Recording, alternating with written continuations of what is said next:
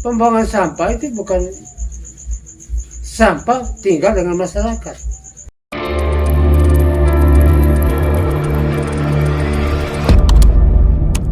Terus mencoba dan berusaha, walau kadang kau anggap tak pasti. Oke, kembali lagi dengan saya Indra M di acara Gogos, ngobrol-ngobrol santai. Gak ngobrol nggak asik. Jadi hari ini saya ada di salah satu tempat. Ya, kalian lihat ya keadaannya di mana. Terus saya ada di posisi di galian lubang untuk tempat penampungan sampah. Jadi hari ini spesial kita bahas tentang sampah yang ada di Kecamatan Reo. Oke, bagaimana keseruannya? Cekicrot.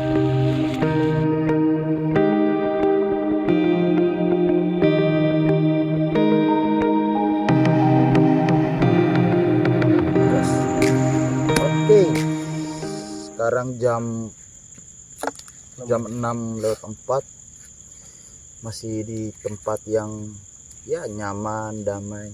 Pokoknya pusat kebiasaan masyarakat Reo tuh segala bentuknya tuh ada di sini.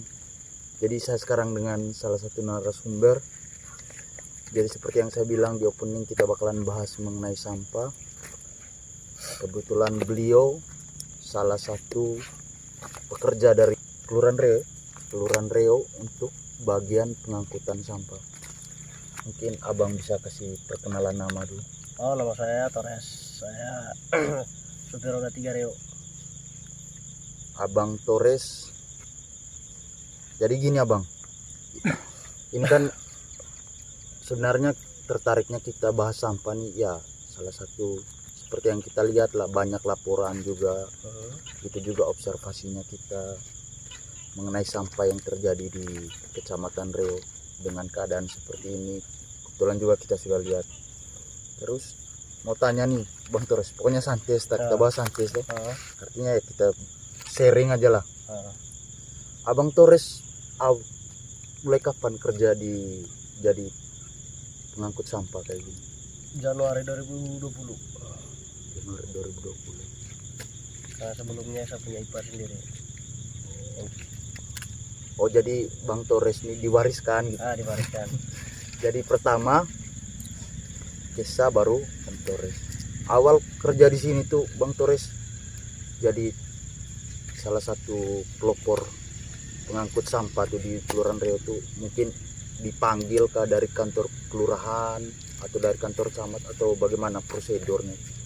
Untuk saya sendiri, kebetulan ipar saya kan masih di kelurahan dulu waktu itu selama kurang lebih 4 bulan.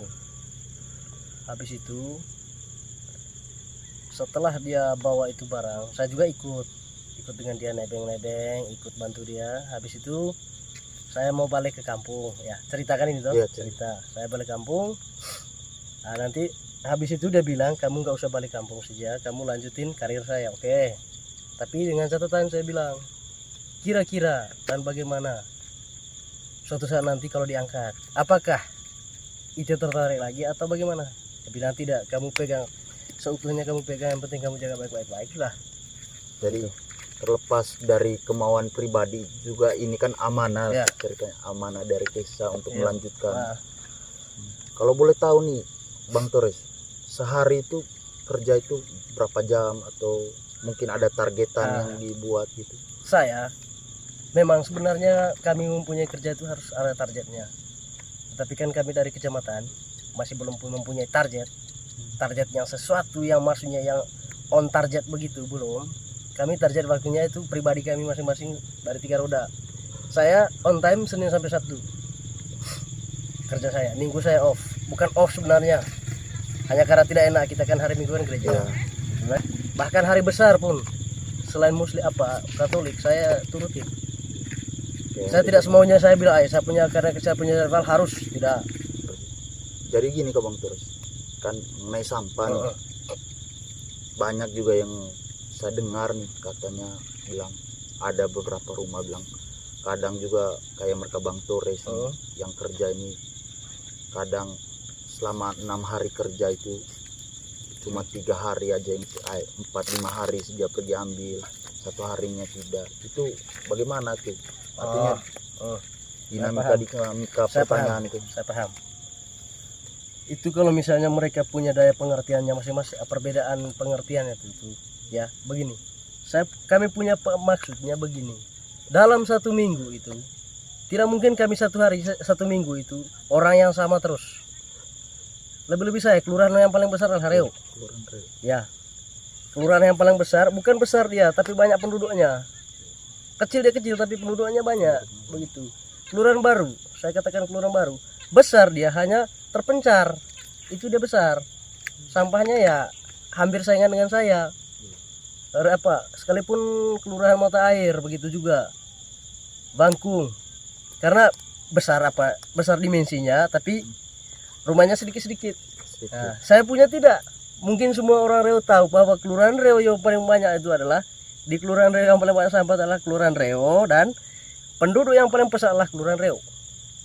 Sehingga tidak bisa saya begini, satu hari itu, satu minggu itu, satu rumah saya terus tidak bisa. Karena saya mempunyai jadwal dari kelurahan. Senin sampai Sabtu saya on time. Sehingga mungkin banyak yang komplain harusnya kembali ke pribadi masyarakat. Begini, supaya sama-sama enak, saya sering kasih tahu. Supaya sama-sama enak ibu, bapak, ite mau buang sampah, barang ini butuh bensin. Iya. Seandainya ite sudah buang, apanya? Ya, Upahnya jawabannya begitu. itu. Bukan untuk saya tenta.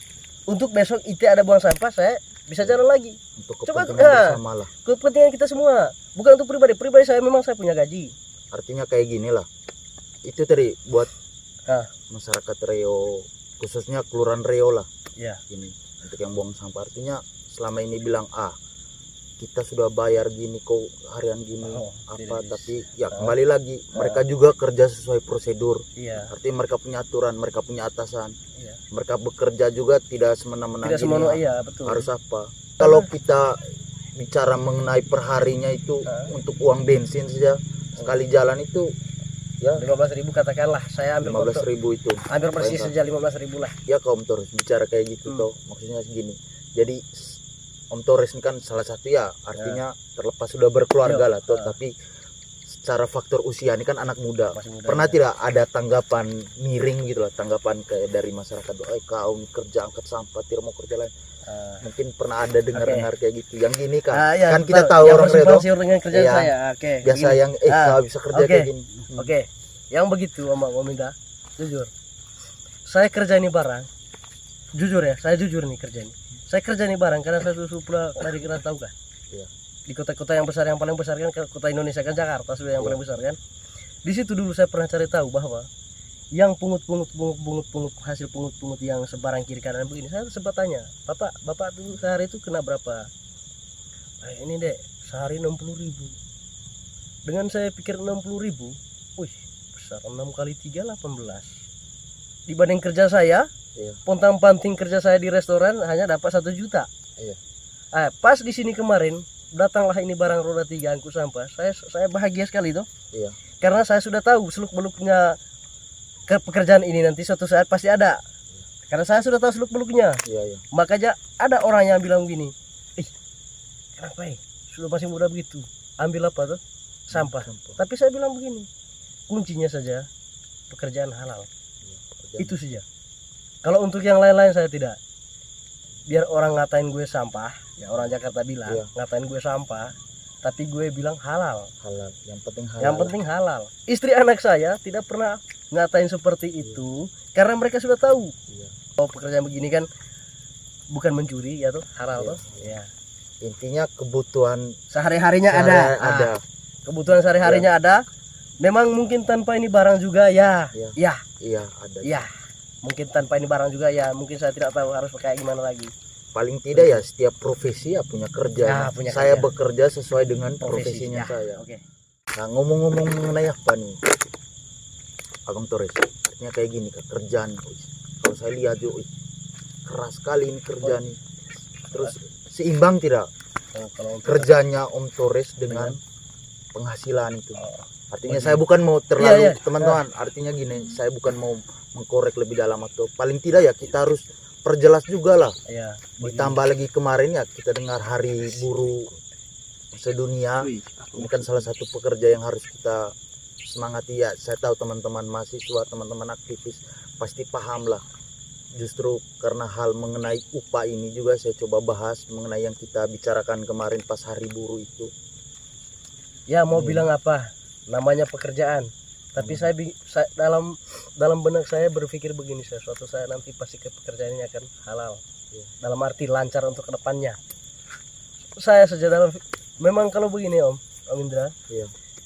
Kalau berpikir saya secara pribadi Om Indra, ini kan bukan kelurahan saya, ini bukan orang saya, Reo. Saya kan orang Pacar, tapi saya tidak pikir seperti itu. Saya pengen Reo itu bersih itu indah. Seperti yang disampaikan di dalam saya punya motor, bersih itu indah. Apabila semua masyarakat itu mengerti, paham dengan bersih itu indah, pasti Reo tidak bakal cecer seperti ini sampahnya. Saya mau kita semua, jangan cuma kami yang roda 3 yang buat seperti ini. Begitu. Jadi itu dari teman-teman. Jadi Abang Torres ini diberi upah itu 600.000 per bulan. Kita bukan mengejar pemerintah, artinya ya kalian yang membuat kebijakan, mempekerjakan mereka ya harus adil lah. Artinya kita bicara jujur sejak hari ini. Semua butuh lapangan pekerjaan, tapi paling tidak lapangan pekerjaan itu bisa tidak menghidupkan mereka. Percuma saja kau beri mereka makan, kalau untuk mereka hidup tidak bisa. Apa bedanya? Jadi ya itu tadi seperti yang Bang Torres bilang. Nah, sekarang gini Bang Torres, ini nih sampah nih, kan tempat pembuangan sampah nih ya kita lihat kayak gini keadaannya. Kan kalau saya lihat juga setelah saya observasi berapa hari kebelakangan gini kan saya lihat Om Torres lalu buang sampah nih di lubang, kebetulan kan ada lubangnya. Tapi yang seperti kita lihat sekarang keadaan ini kan tercecer kayak gini. Nah, ini nih bagaimana bisa kayak seperti kayak gini, atau memang ada oknum-oknum sengaja kah yang buang sampah seperti kayak gini supaya mengkambing hitamkan mereka Bang Torres atau bagaimana? Ya bisa juga seperti itu. Dulu kami bikin akses jalan nih, akses manual nih. Siang-siang bolong kami akses manual masuk begini. Tiba-tiba sorenya, pas kami buang paginya, sorenya di sananya tertutup oleh sampah. Nah, kami tidak tahu siapakah orang itu dan di manakah orang itu tempatnya, kami tidak tahu. Begini, dalam hati kecil saya begini, ini orang tidak pernah lihat orang punya kerja keras ya. Sudah bikin jalan, bukan pakai eksavator nih, manual nih. Bahkan kita bakti manual, kita dorong ke dalam saja, orang tidak pernah peduli. Begitu. Kami maunya itu. Dulu sebenarnya kan ada jalan di sini. Kami mau pagar, tapi kami dana dari mana? Sementara bensinnya tidak ada. Kami mau pagar ya dalam kurung manual lah. Waktu kami itu yang pertama. Dan uangnya dapat dari mana kami? Sementara operasional kami untuk sehari-hari saja ya cukup setengah mau mati lah. Begitu. Apalagi boro-boro mau buat ini barang dari sana. Saya maunya semua begini. Semua kelurahan Reo atau kelurahan siapapun kelurahan itu kita kerja sama lah. Sama-sama jaga ini barang. Apalagi sekarang kan di bawah Nangabanda kan tempat obser apa tuh para wisata. Bukan tidak mungkin suatu saat nanti kan para wisatanya akan lebih ramai lagi. Begitu. Kami maunya begitu kemarin. Minta di mana kayak dari pemerintah kah atau dari kecamatan kah mau minta bahwa sampahnya masuk ke dalam. Tapi realisasinya kemarin kan belum. Begitu. Terus disalahin sama 3 roda terus. Kami itu ya dikatakan kami ini sebenarnya sudah emosi kalau ketemu orang langsung budget. Tapi kami berpikirnya ke depannya kayak gimana tuh? Iya. Kami pikir istri anak di rumah nanti kalau kita buat seperti ini di lapangan tuh. Waduh. Ya, yang bong-bong liar. Iya, bong liar kah? Ya, yang banyak sih tadi juga ada berapa saya lihat juga makanya, pas di sini. Itu. Boleh kami pontang-panting sampai pecah ban 3 roda, tidak pusing kami masuk ke sini dulu. Sudah bikin apa nih jalan nih? Ya. Yang lebih jeleknya dulu tuh. Kami sudah buat jalan. Kan datang toko apa nih yang kebakaran kemarin? Toko Irama. Iya, Irama Baru. Kan dia punya kaca semua tuh pecahan. Oh, kacanya di sana. Bagaimana kita bisa masuk pas?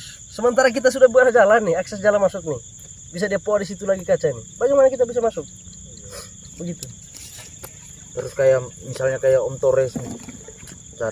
Artinya mungkin ada pesan nih buat masyarakat yang buang sampah tuh, artinya gini. Om Torres kan cuma ambil di setiap rumah. Artinya bisa pelakan lah, toh begini. Mana sampah baik apa supaya gini kan, biar terstruktur toh. Oh ya, kalau dari kami, jujur dari saya 3 roda Reo itu begini. Tolonglah Jangan menganggap kami sebagai apa namanya, babu. Kita ini sama manusia kok, ya. Dan kita sama-sama harus jaga Riau itu supaya indah seperti kota-kota yang lain tuh kah. Iya. Indah dipandang tuh. Kota Apalagi- Molas ah. deh, apalagi bilang kan Riau ini mau dijadikan kota Molas.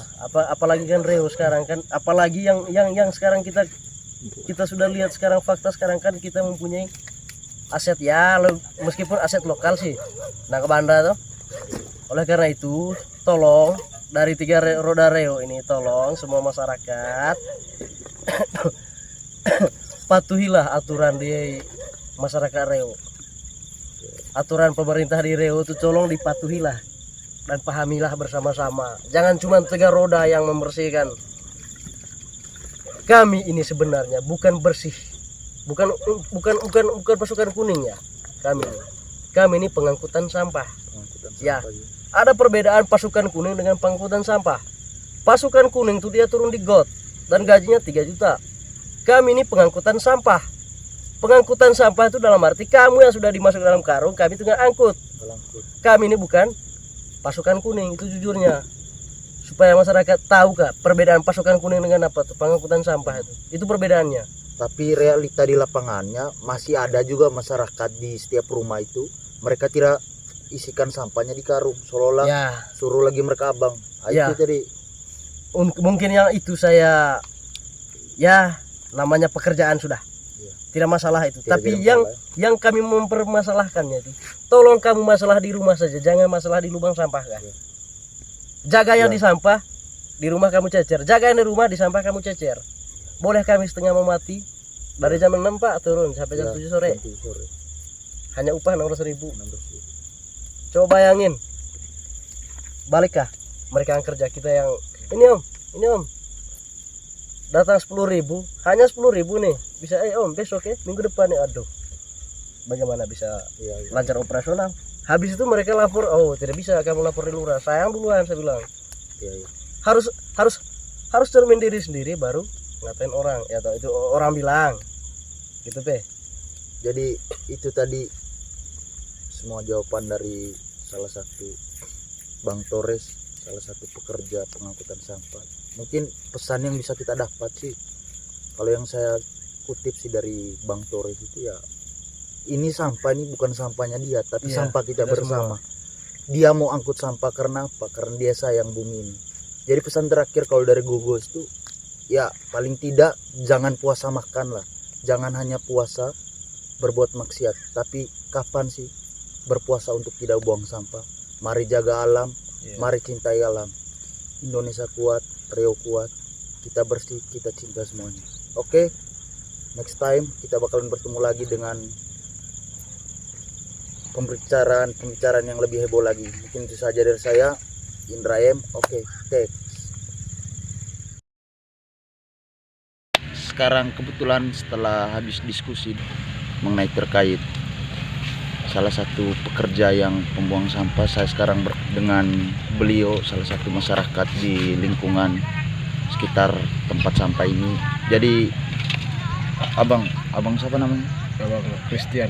Abang Christian, bagaimana tanggap Abang Christian mengenai sampah yang seperti abang lihat sekarang ini, seperti kayak begini, untuk dampaknya buat mereka abang dan masyarakat di sekitaran wilayah tempat sampah ini? Ya, baik. Untuk sampah yang ada sekarang ini memang untuk kami masyarakat, khususnya lingkungan Nangka Banda yang ada di Riau nih, dampaknya sangat buruk sekali buat kami. Dari segi kesehatan, sampah ini bermacam-macam. Sampah plastik, bekas makanan, gitu, yang bisa mempengaruhi kesehatan masyarakat yang ada di sini. Jadi kami minta kepada pemerintah, kalau bisa siapkan lahan yang bagus, yang layak untuk buang sampah di Kecamatan Riau ini. Terima kasih. Saya sebagai masyarakat yang tinggal di Nangka Banda sangat merasa terganggu dengan adanya pembuangan sampah di Nangka Banda. kapan realisasi daripada tempat sampah itu. Kami yang tinggal di sekitar Nangabanda ini merasa terganggu dengan adanya tempat pembuangan sampah sementara ini. Saya atas nama masyarakat Nangabanda supaya tempat sampah ini direalisasikan. Jadi kami sangat mengharapkan supaya pemerintah menunjuk satu tempat pembuangan sampah yang tepat. Sangat merasa terganggu dengan adanya orang-orang yang membongkar bangkir tempat sampah ini, sehingga aroma serta keadaan sampah itu terbongkar dan seakan-akan tidak jelas tempat pembuangan sampah itu berada. Segera pemerintah menunjuk satu tempat untuk tempat pembuangan sampah yang sah. Jadi saya mewakili teman-teman di Nangabanda merasa prihatin dengan tempat sampah yang katanya tempat pembuangan sementara, Indre? Tempat pembuangan sementara. Tapi nyatanya pada hari ini bukan tempat pembuangan sementara lagi. Ini seolah-olah jadi gudang sampah. Memang kalau kami agak jauh dari lokasi itu kan tidak terlalu ini rasa sampah, dia resikonya seperti resiko langsungnya seperti baunya, terus sisa asap pembakarannya. Tapi ada saudara satu di bawah itu yang rumahnya tepat di tepian itu tempat pembuangan, katanya tempat pembuangan sementara itu, seling mengeluh. Hanya mereka mau mengeluh pada siapa? Terpaksa mereka terima saja risiko yang terjadi sekarang ini. Seperti ya sesak napas, terus bau yang tidak sedap, kita rasa setiap hari kan. Apalagi angin laut pada siang hari itu kan aromanya itu pasti jelas sekali dirasa di situ, di murisnya rumah itu. Jadi mungkin harapannya kita, mungkin pemerintah bisa buka mata sedikit, memindahkan atau meminimalisir begitu. Jangan lagi ada pembuangan sampah di bawah itu. Apalagi notabene kan itu jalur menuju tempat wisata kan. Memang berbicara mengenai sampah ini persoalan yang sangat rumit. Dan tidak bisa hanya satu orang yang bisa menyelesaikan, tetapi melibatkan berbagai banyak stakeholder. Di antara salah satunya adalah pemerintah. Memang saya mau jujur, keberadaan tempat sampah di lingkungan Nangabanda itu berpengaruh besar pada yang pertama pencemaran udara. Karena udara yang kami hirup di sini udara yang tidak segar. Itu yang kami alami semenjak ada tempat pembuangan sampah di wilayah Nangabanda. Berkaitan dengan usahanya kami juga. Saya pernah alami sendiri bahwa saya punya babi itu hari kurang lebih umur 3 bulan. Tiba-tiba dia diserangi penyakit. Dalam benaknya saya mungkin ini salah satu faktor keberadaan tempat sampah di Nangabanda. Karena saya lihat selama ini tempat sampah ini dibawa dijadikan tontonan massal. Tidak ada satu stakeholder, tidak ada satu masyarakat, tidak ada satu manusia yang memperhatikan. Bahkan dari segi pembuangan sampah di bawah saja sudah tidak teratur. Saya pikir pihak yang sudah buat dengan caranya seperti itu hari merasa bosan juga, karena setiap kali suruh buang sampah di lubang yang sudah digali, datang saja yang buang sampah, buang terserak, tidak tahu di mana yang benar buang tempat sampah di Nangabanda ini. Sampah di bawah ini dipilahkan, mana sampah organik, mana sampah anorganik. Saya berpikir dengan cara seperti ini juga ini bisa membantu dan mengurangi angka pengangguran yang ada di Kecamatan Reo. Karena ini salah satu lapangan pekerjaan yang baru. Tetapi paling tidak yang menjadi fondasi atau yang menjadi titik acuan paling tidak adalah pemerintah. Bagaimana cara dari pemerintah sehingga daur ulang sampah ini bisa dibuat di Nangabanda. Pesan saya buat pemerintah yang pertama, mungkin bisa Dipindahkan cari tempat yang notabene jauh dari jauh dari pemukiman warga. Itu yang pertama. Yang kedua, kalau sudah dipindahkan jangan dibuang begitu saja, jangan dilepas begitu saja. Jangan jadikan itu sinetron yang notabene sinetron ini dinonton oleh semua orang, tapi tidak bisa memberikan solusi. Sudah melihat dampak bahwa dampak keberadaan sampah ini bisa merugikan masyarakat sekitar, tapi didiamkan begitu saja. Anjing mencerai-berai. Kalau bisa dipindahkan, setelah dipindahkan buat memang di lubang untuk pembuangan sampah. Habis itu kalau memang masih ada waktu dan kesempatan, pilahkan sampah-sampah itu, sampah organik dan anorganik. Yang lebih penting juga di tempat pembuangan sampah mungkin bisa disiapkan 1-2 orang petugas sehingga bisa mengkoordinir orang-orang yang membuang sampah. Terus mencoba dan berusaha